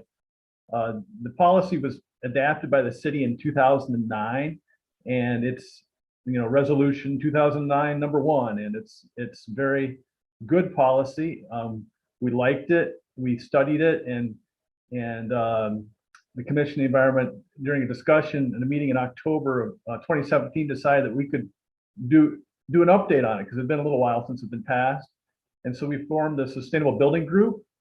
And I just mentioned previously that Janine and I were initially involved with that, as Kathy too, of course. She's supportive all the time. So in November of 2017, we had our first meeting, and that was kind of the background, the kickoff for that. And we can go on the next slide there. And during that first meeting, we came up with like some things we really wanted to do. We wanted to kind of look back at the city's strategic planning documents and kind of see what kind of support was there for this type of policy. We did a review of that. We wanted to determine what we already had in terms of policy and that policy and other policies that the city had. And we wanted to review our current green building standard, look at it and compare it to other communities like our own and how they were doing this type of thing. And then our goal was at the end of the day to kind of recommend a green building standard. So we kind of dove into it with some initial goals that were like this from our initial meeting. And then I think the next slide kind of shows a little bit of a timeline in what we did. So we can jump that next slide, that'd be great. So that whole 2-year period took a while for us. We had about 10 meetings, and we had lots of group discussion. You know, we met with planning staff several times and really talked to them about how they were using the existing policy and the enforcement of it. And, you know, we saw some areas where the city could make some gains through having maybe clearer submittal requirements and things like that. So there's a process for reviewing these things and maybe incentivizing with special use permits. They were interested in that. And then we also met with developers to kind of understand their business plans and their client needs and things like that they dealt with. And then we met with MSU professor from planning and green building expertise, Tim Murkowski. We also put the current policy before a guy, Dr. Berghorn, the construction management office, and they both made some recommendations about really focusing on using LEED standards. The current policy kind of mentions a few energy efficient standards in addition to LEED, and we kind of wanted to focus and make it clear that a LEED was a good standard because we really found out that it was really the only standard that had an education system behind it. It had standards that people could meet for classifying a building. So the education keeps the professionals informed. The standards make sure that the standards are updated and they're clear. And then the certification process. So all three things. It's really the only green building certification process that has all of that to it. And so we felt it was a good system from talking to the experts and all. And then we talked to some consulting firms in the area that do LEED certification. And then, like I mentioned previously, our last step was to kind of meet with the Downtown Development Authority, and they are involved with a lot of critical issues downtown, and I haven't really been able to connect with them recently, so we try to do that in a formal way through a letter. And then, you know, like I said, 2020 is a break in meetings, and so now we're into getting back together, and I kind of wanted to give you a quick 4 bullets in the next slide about what the updates entail. So the first thing that the updates include is it's like I said, we want to have clear submittal requirements so that, you know, if someone's coming to do development, they know what they need to turn in at what times in order to meet the standards. So when, you know, the first stage, when they want to come and do a development and they turn in their initial plans for that development application, they need to have a list, like a checklist that says, I'm going to do this, this, and this to meet LEED standards as required. So that's going to be initial. And then when they turn in their drawings that show what they're going to build, they need to turn in a report along with that says, this is how I'm going to do those items in that checklist. And then when they build the thing and when they're finishing up construction, they need to certify that they met all those things to the standard that they said they were going to do. So kind of a 3-point check. And the city already checks in with the developers at those points. So it seemed like a convenient place to do that 3-point check. But we didn't have any of that outlined before. We felt that might help with enforcement and make the policy more effective.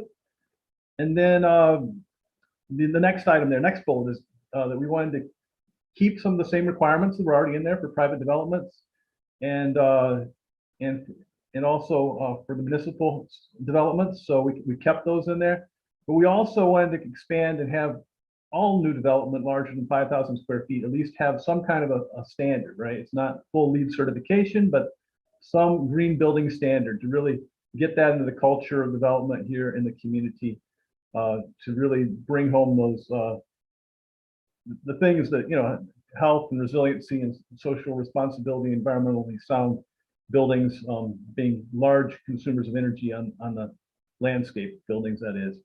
We really wanted to have at least every new development of substantial size have some standard within it. So that's the kind of the new thing that's being added. And then the last thing there, we wanted the city to update some of the codes so that these new standards that are in them, it's not just a policy, but that it's in code.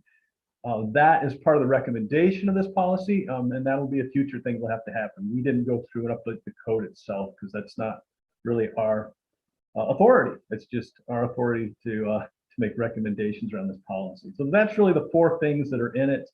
I believe I provided a copy of this for you to review, and I think it's in your packets. But I kind of wanted to stop with that big picture and see if there's any questions before I get into any specifics on the policy itself. So any questions about what we've been through and done, and process, background, updates?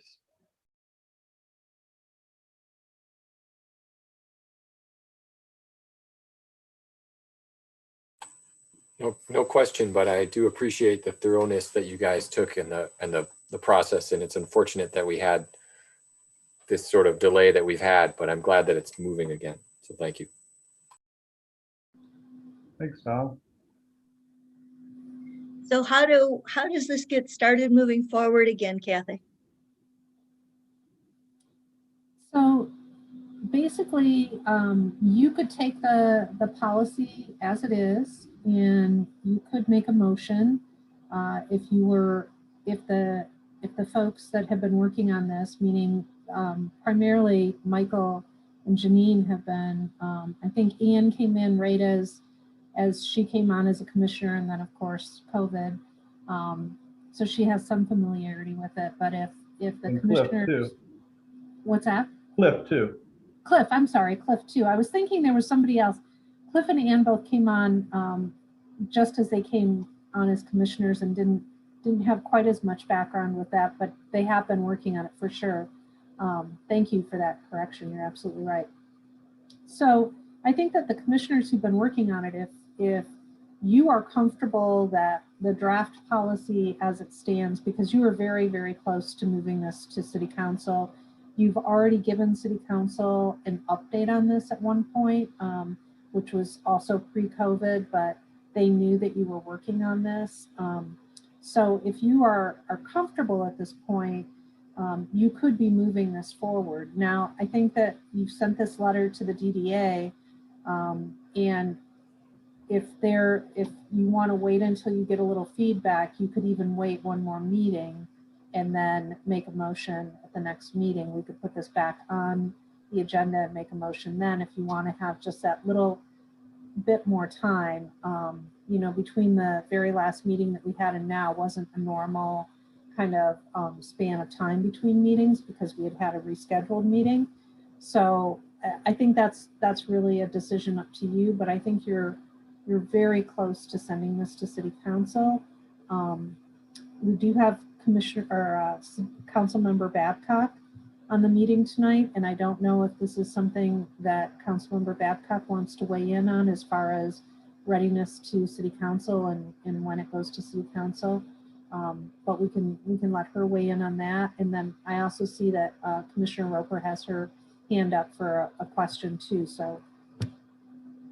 Yes, thank you for all of this. The question I have has to do with, I was trying to Google to see if LEED building standards include decarbonization. I know energy efficiency is part of that. And as the Governor's Council on Climate Solutions is looking at building decarbonization. And so I'm just curious if that's something that's been on the radar screen for this group, this work group.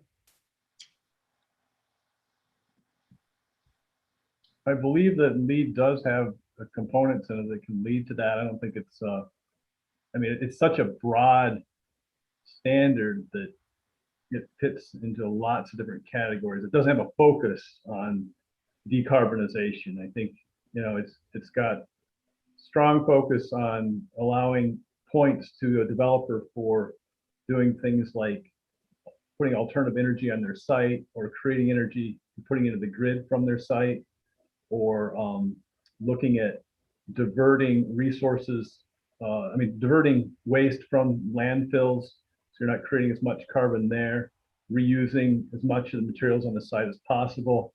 And then it's got a huge efficiency section to it, because as you know, you really can't go carbon neutral unless you really build in a lot of efficiency and start using less energy. At the same time, you're going green with fuel sources. But there is a category that does allow for, within LEED, that allows for points to be granted for innovations. And this decarbonization would certainly fit into that. In much of the urban setting in in East Lansing, we don't have a lot of some of those big field operations that you can put out there to recapture carbon. It's a little tougher than when you're in a more rural area, I guess. And so I don't know how much, we would have to look at a proposal of decarbonization associated with a building and see if we really want to grant those points, I guess, depending on the volume and the strength of that proposal. Does that Cindy, help? I just want to chime in on not specifically to this bill, but this group is involved with the state, the Catalyst communities, although we haven't heard from them in a while. So there is some active involvement from this commission, members of the commission, in the state's decarbonization process. So even if this particular policy isn't directly calling it out, definitely, I think going forward, more of the work will. Kathy, you can correct me if I'm wrong. I still don't think we've heard from Catalyst communities, have we? No. So We have not.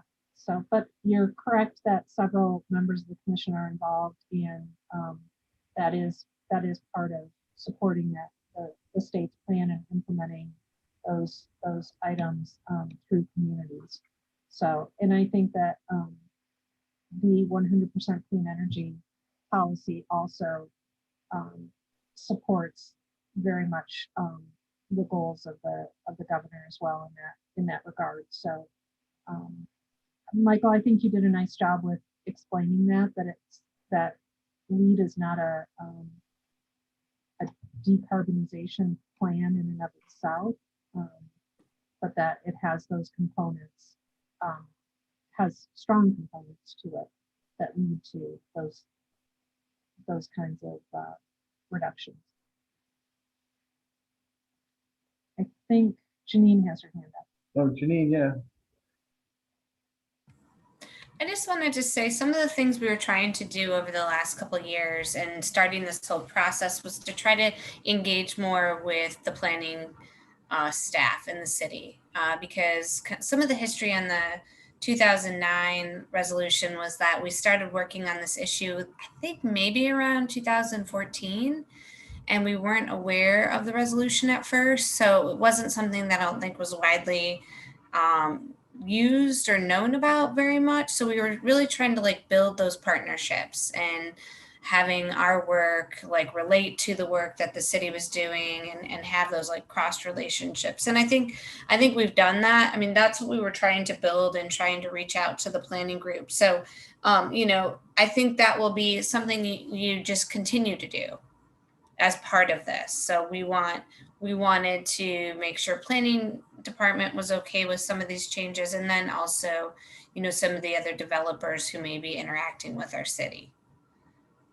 So but I think at some point we kind of need to move forward because you can kind of get in that circle of trying to get feedback, and then I think we've put a lot of work into this, and so I think probably the best thing would be to move forward.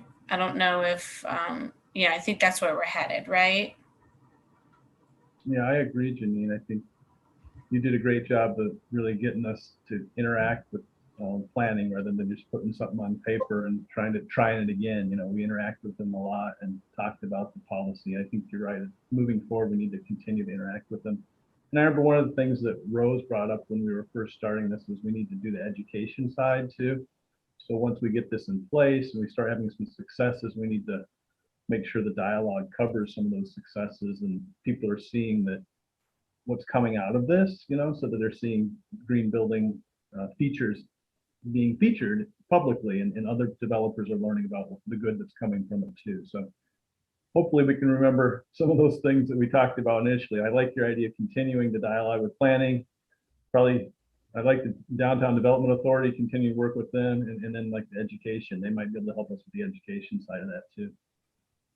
Well, and you've done so much work on this. So thank you so much, Michael, for, keeping this going too. We really appreciate it. Yeah, I wish we could have drawn it closure about a year ago. There was better momentum then, but we can get it going again here. Yes, definitely. Yeah, and we can't meet really as a smaller group as easily as this sustainable building group because the need to have a public meeting and all that, it just makes it a lot more difficult to do that. So it's easier to take care of things right here as a larger group, but it does take everyone's time rather than a smaller component's time. But yeah, I'm open to waiting till next meeting and seeing what the Downtown Development Authority has to say, and if we've got some support then talking about whether or not we move forward with this at that point, or if people really want to jump on it and get going now, I'm fine with that too. So I don't think one meeting will hurt us too much if we wait. Yeah, I feel like we reached out to them. We need to give them some time to give us feedback, rather than reach out to them and then move forward without them. Doesn't really build bridges very well. So I would agree that waiting one more meeting isn't going to kill us, and it makes sense to give them some time to respond if everyone else is all right with that. And meanwhile, you've got a copy of the policy in your handout from this week, and so if you got questions, you want to review that in the month ahead, and we can have some more discussion next week. Or if you got specific things you've noticed in it that you want to talk about now too, it's appropriate. And I think too, as we move forward as a group, as we start to see, of course, we've had a lot of development, but we're going to probably continue to see that. So it gives us opportunities to evaluate some of these projects coming through a little bit more, or at least have that dialogue, create that relationship. And I think, we have folks that come and talk with us about projects. So I don't know, Kathy, if we'll be doing that again. I'm sure we will, because we always do in the coming year. Absolutely. Yeah, that's been something that we've done with some pretty good consistency. So I would expect to continue to do that. And I think it's really helpful. I think it's helpful for commissioners to understand what's going on in the city. And I think it's helpful for planning to get in front of all of you and understand sort of the goals of this commission and what you're working on and how those things can come together. While you're on this topic, I promised to share regards from Kayla Turner, who's a former commissioner who lives in Utah now and was in the early stages of this planning and did a ton of work also. Kayla, if you served with her, she was a force to be reckoned with, even though she was a mere MSU student and 21 years old when she was with us as a commissioner. And she is now out in Utah. She finished her graduate degree there, and she is a long-term municipal planner out there with her husband. And so I recently tried very hard to get her to come back to East Lansing, and she is very happy in Utah, and she really wanted me to say hello to everybody, and she was excited that we are still working on this and that it's so close to fruition. So I thought that was important to mention and to let you know she sends her regards. So I think waiting 1 month is great because, having that endorsement from that potential endorsement from the DDA is something that you can share when you move this policy to City Council. I think it's impressive when you list out all of the outreach that you did on this policy, from, the many, many subcommittee meetings to the local developers and local experts and all of the folks that have been involved in this and all of the feedback that you've looked to and the insight that you've looked to gain on this policy. I think it's impressive, and I think that you're this close to moving it forward, and I think we'll put this back on the agenda for next month and be ready to make a motion at that point. Okay. Lisa, are you able to communicate with us? Is it, yeah, get your camera off. I wasn't sure. Is it possible, do you think, to get this onto the City Commission and City Council and just, do you think they're ready? Are they at a point where this is bad timing? What's your sense of that in terms of like next meeting, if we were to go ahead and make some recommendations and move this forward? Our next regular meeting would be the 27th. So, but if you want to give the DDA time to weigh in, then we should be down to, I've got a calendar on the wall. I'm trying to focus my eyes and do the math. So it should be the second Tuesday of May, if you want to wait for the DDA, but don't tell the Transportation Commission, but I like you guys best. I tell them not to tell the Commission on the Environment because I like them best. But you guys always learned that from my grandfather. It always worked. You guys always do such great work, and banning the coal tar sailed right through. The City Council is always really happy to hear from you, and always also really appreciates everything Ms. DeChambeau does. So whenever you want to bring something forward to them, I am more than happy to do your bidding. So. All right, thanks. I just wanted to check. Okay, and I'm still here. I was eating dinner, so I turned off the camera. Yeah, We would be looking at bringing this back to the May meeting of the Commission on the Environment, making a motion to send it to City Council at that time, and then looking for a meeting, a City Council regular meeting shortly after May 17th. So 1 or 2 Tuesdays beyond that. So we can work all of that out, but I think that's the right track. Excellent. As always, great work, guys. You are just, I'm always amazed, always impressed. So. Thank you.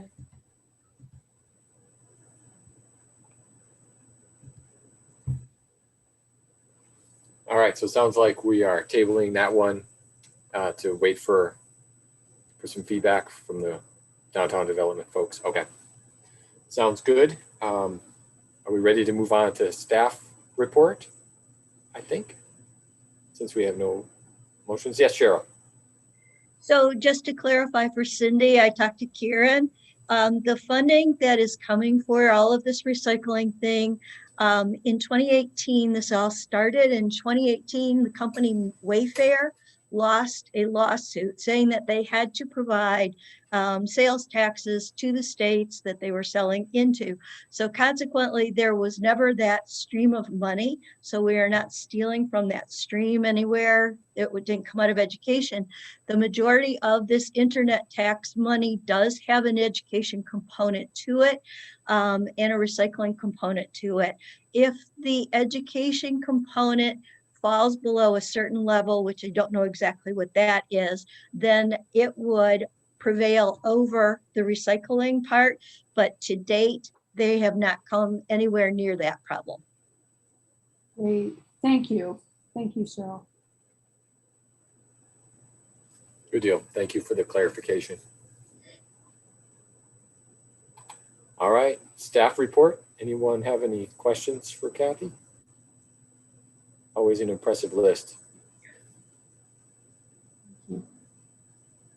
I did have a comment that is not really related, but it's a plug.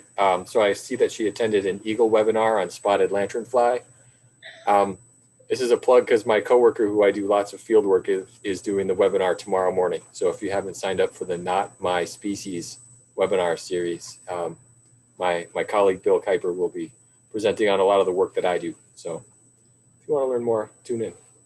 I will give a plug just to all Eagle educational webinars and programs, wealth of information, and spotted lanternfly was semi-horrifying. So I do want to mention that. I think I had nightmares for a couple of days after that. So it's definitely a disturbing one. They look really cool though. Yeah, they do. Yeah, they do. But evil. But evil. Yeah.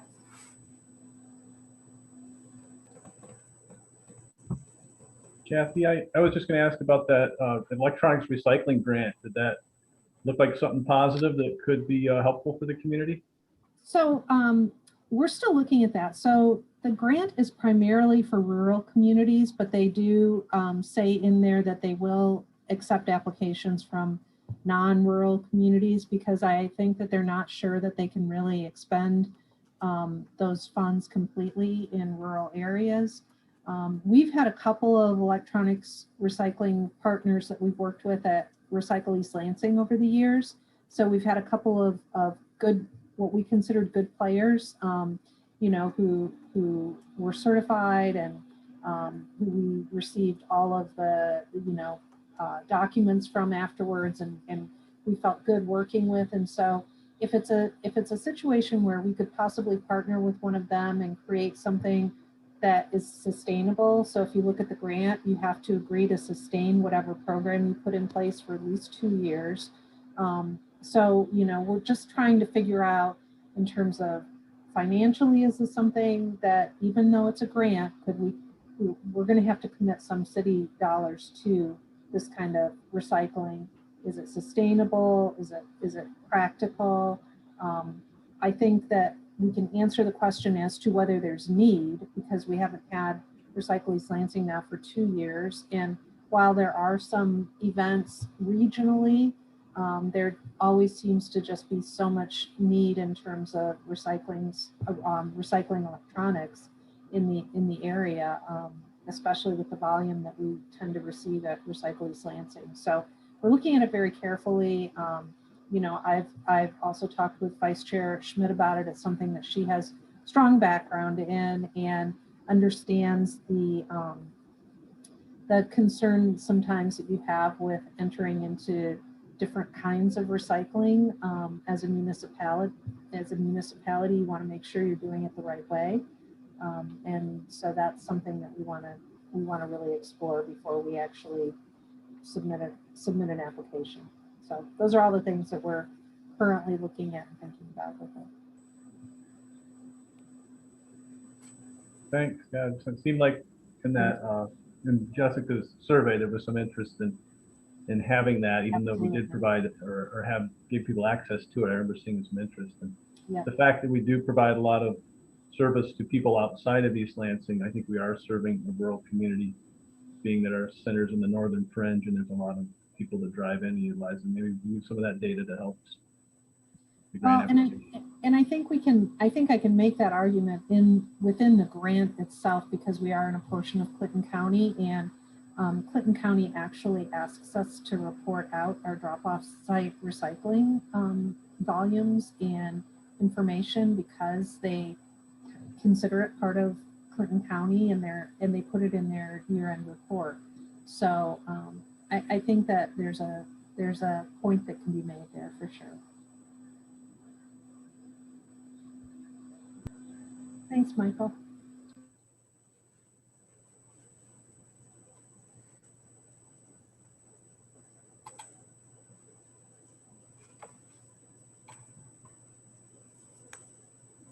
Any other questions for Kathy? Yes, Chris.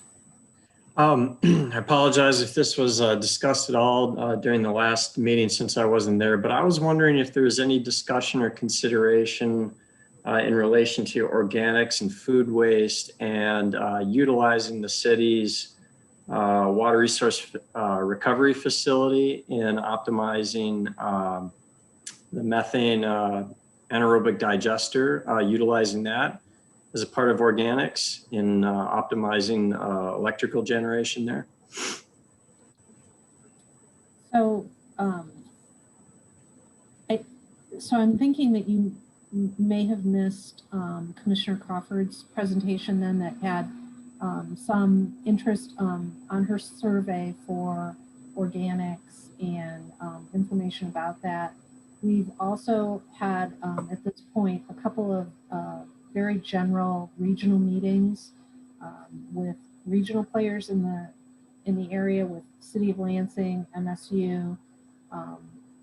There is some interest in pursuing some grant projects in terms of trying to find a regional solution.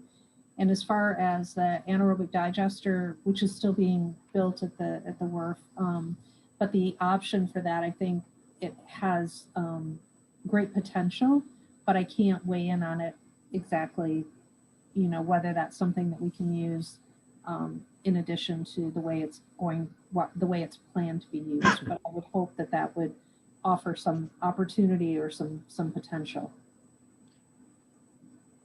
That sounds great. And I know that operations, especially for anaerobic digesters, are, you know,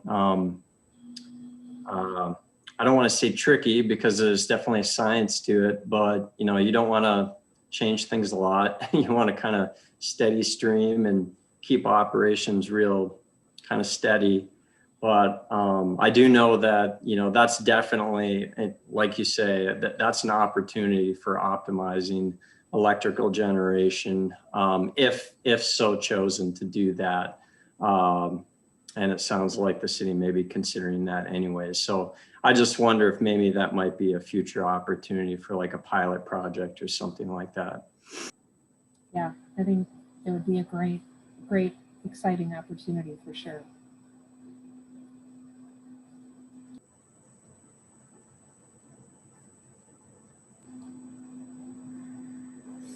Thanks, Chris.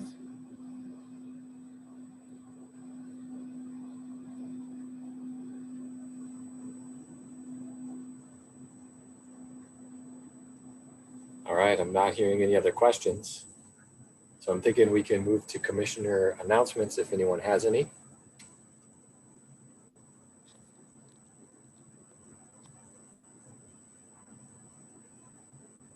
I see some shaking heads. So I'm guessing no. Looks like Lisa has her hand up. Oh, sorry, Lisa. I do have a question, but I'm posing this as a citizen, although I'd prefer to do this anonymously. Just turn your camera off. It'll be fine. We'll pretend. Well, I'm especially afraid to mention this to Townley for obvious reasons. I have Japanese knotwood. Okay, you're not all horrified. This is like a terrible, terrible garden disease. Yeah.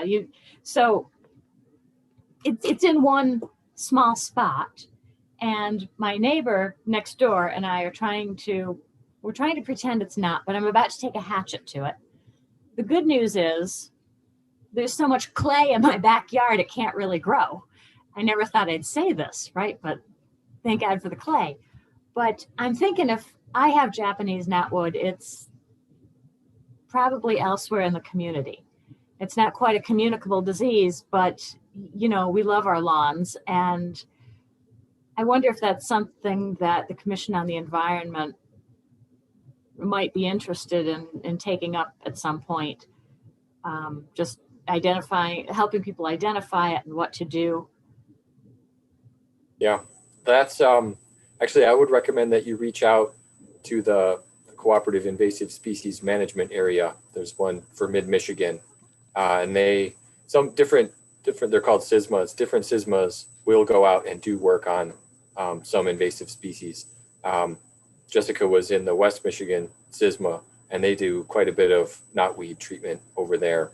I'm not sure that mid-Michigan does actual treatment, but I know that they were involved with some spots up by the Aquatic Center, I believe, and doing some treatments up there. So, and I think they can treat on private property if they have permission. They potentially have funding to help you with that.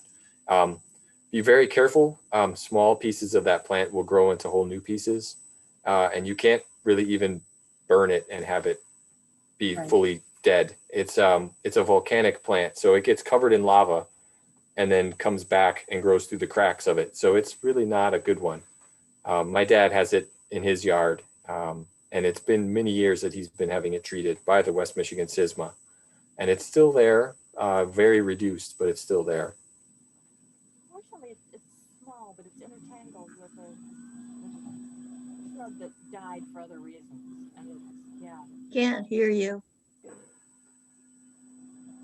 Fortunately, it's a small growth at this point, but yeah, this is going to be an issue. My second question was when the city council decided to cull the deer last year, one of the people who was unhappy about it stopped me a mire and suggested proactively that the city put up a resource list of non-deer plants or things you can garden with that aren't ice cream for deer. And after I stopped laughing tears, like what won't they eat? I thought, actually that's a really good idea. So I wonder if that's something the Commission on the Environment or Ms. DeChambeau would be interested in doing. perhaps it's something the city could put in its quarterly or monthly flyers. Just a thought. Now, and if this is not your area, just send me somewhere else and I'll pass it on to them. Councilmember Babcock, on our deer management page on the city website, we've had that information there for residents for, I think, a number of years. That was one of the very first things we did about 8 years ago, is we put that information there. During the pandemic, we held a gardening for deer webinar through the library and through the MSU co-op, and we've shared some other resources there. So, and we've promoted that in the Curbside Journal on occasion when we've had room. We've put an article in there and we've reminded people to go to that site. During the deer removal, we tried to get people headed to that site as much as possible because we really wanted people to understand the timeline of events and all of the things that the city has done in regards to deer management. And all of that information is there on that deer management page with lots of links to gardening for, gardening with deer and plants that deer supposedly won't like, and other methods of deterring deer in your yard. So all of that information is there, and hopefully we can steer people to that page. It's got a lot of information, and we update it pretty frequently. I also wanted to point out that Commissioner Walls is sharing a lot of information with you here. Yes. Concerning the Japanese knotweed that you're dealing with, and our experience has been SISMA has been very helpful. They do our invasive species training for our staff every year. We just had that a couple of months ago, and they have worked with us on Japanese knotweed in a couple of areas of the city. I had another resident who reached out at one point because she had a little bit of knotweed on her property, and it had spread a little bit from her property into one of the city pocket parks. And we worked with one of the SISMA volunteers who's actually an MSU professor who helped treat that. And so there's always an opportunity to kind of reach out to that group and say, is there anyone who's willing to come take a look at this, do a positive identification, and possibly treat it at the time? I know that, the places where we have it, they've mapped it out. We try to report it so that we know in the city where we have it. And also, I think that they weren't able to do a whole lot last year during the pandemic, but I think that they're back on track with doing some treatments now, is what I'm understanding, because I have an area that I've been working with a service area in one of the neighborhoods, and that's the information that I've been getting about their invasive treatment, is that they're back on track. I think with Japanese knotweed, you're going to be looking at a fall treatment for the most effective. I could be, somebody can correct me if I'm wrong, Jessica, does that sound right? But I think it's primarily a fall treatment. Don't take a hatchet to it though. Don't cut it. Okay. So there's an article on slate.com, the online magazine, that is 50% hilarious and 50% terrifying. This guy in Brooklyn ends up buying syringes and injecting like ortho shrub killer into the knotweed to try to kill it off. And he keeps having to go back to the Rite Aid or whatever, just to buy more syringes. And they're kind of looking at him like, anyway. Well, this good. This means I don't have to spend my summer injecting a plant. Correct. They will do it. They will inject the plant for you.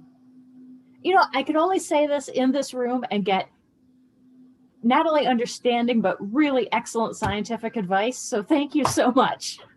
And now I have something to comment, like council member comments before tomorrow night. I can go back to the deer issue and point out the resources that I negligently overlooked. So thank you so much. Appreciate that. Thank you.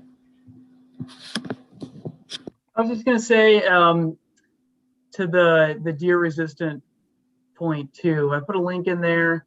I thought this was on our website at Tri-County, and it was a broken link, so I got to fix that. But it comes from Elgrow, is kind of our sister organization. They're under the Metro Council, which is the NPO for Grand Rapids area. But if you go on that page and then you go down to the resources, there's something called native plant list, and it's all native plants and like their preference, water, sun, shade, and all that, but also it indicates if it's deer resistant. So if you're interested in doing native only and following the deer resistant guidelines, you can find that there. Thanks, Clark. Yeah, that's what.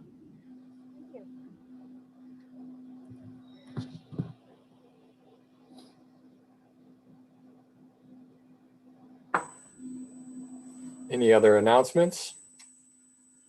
Any other motions people want to make? Motion to adjourn. I so move. Second. All in favor? Aye. Any opposed? No, nobody opposed. Great meeting, guys. I appreciate you all hanging in. We covered a lot of ground, but I think it was really a good meeting. So thank you. Thanks, everybody. Thanks, everybody. Here. Have a Thanks, good everyone. evening. Thanks, everyone.